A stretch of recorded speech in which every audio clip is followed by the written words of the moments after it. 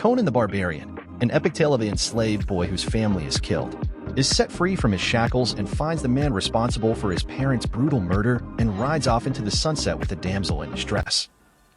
No. Fact number 1. Schwarzenegger did all of his own stunts. The filmmakers were unable to find a matching body double his size. He had to learn how to do his own jumps, rolls, sword fights, hand-to-hand combat fights. He became his own stuntman. From laps with your 4 wins. Fact 2. When Arnold Schwarzenegger was cast as Conan the Barbarian, he was too large a man. He was in such muscular shape thanks to his career as a bodybuilder, he was asked to slim down for the role. One of the main reasons was his inability to hold a sword and move it around in an agile fashion because of his bulky arms. Over 18 months, he managed to drop his weight from 110 kilograms to 95. Fact the 3rd. Arnold actually grew his hair long for the movie. It's actually not a wig, as many people who have watched may have assumed. It in fact is his real hair, and boy what a long set of locks he grew for this movie. Flowers grow around here. Fact the 4th. In November 2003, over 20 years after the release of Conan the Barbarian, Schwarzenegger became the governor of California. He had conquered both the bodybuilding world and the movie world, to this point facing his sights on politics. Schwarzenegger served 2 4-year terms as governor. He would always refer back to his movies during his political career, Conan being very near and dear to him. Schwarzenegger had kept the original sword he wielded in the movie and displayed it proudly in his office.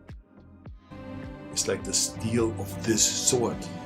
Fact the 5th. According to the original script, the tomb where Conan gets his sword was from the lost city of Atlantis. Fact the 6th. The 3 main actors in the movie had to train 2 hours a day, 3 days a week for the purposes of learning the art of combat. This was done every day for 5 months. They were taught by Kiyoshi Yamazaki. He stars in the film himself as the swordsman from the East that Conan trains with. Neither are you. Fact the 7th. One of the most memorable scenes sees our buff hero crucified on a tree after he is caught infiltrating Thulsadum's hideout, and Conan is made to suffer. During his ordeal, Conan has a vulture fly down and land on him, only to peck at his head. Conan kills the bird by biting it in the neck. On set, there was a total lack of concern for animal safety. Real vultures were used in the scene. Schwarzenegger didn't literally bite a vulture to death. However, for the biting shot, the director did place a genuine vulture carcass on his shoulder, which the actor had to bite for real. As soon as cut was called for the scene, Schwarzenegger ran off set to wash out his mouth to avoid potentially getting an infection from the dead vulture. Fact the 8th. Another animal scene in the movie, see Conan running for his life from a pack of dogs. He climbs up a rock to escape them. According to director John Milius, Schwarzenegger was not acting in this moment.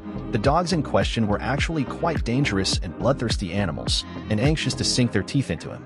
The director said that when you had the dogs chasing Arnold and he's actually running for his life because he knew those dogs were very dangerous, and they had even attacked their trainer during the shooting of the movie. Schwarzenegger suffered an injury shooting this scene, as one of the dogs jumped up at him whilst he was climbing the rock, causing him to fall and hurt his back. I'm afraid. Fact the 9th. At around 48 minutes into the movie, the stuntman Terry Leonard is dropped down the well by Valeria in the Tower of Set. This counterbalances her as she rises up to the top of the well. Leonard falls into what was apparently a pile of empty cardboard boxes to break his fall and avoid injury, but instead, he broke his leg from the sheer speed of the fall. Fact the 10th.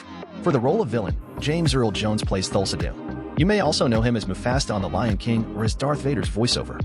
The director John Milius did a whole lot of research to find the perfect villain. He researched all of the most evil men of history, and he found the perfect actor to portray this every evil man. Jones' voice and the way he was able to portray Doom really brought the film together.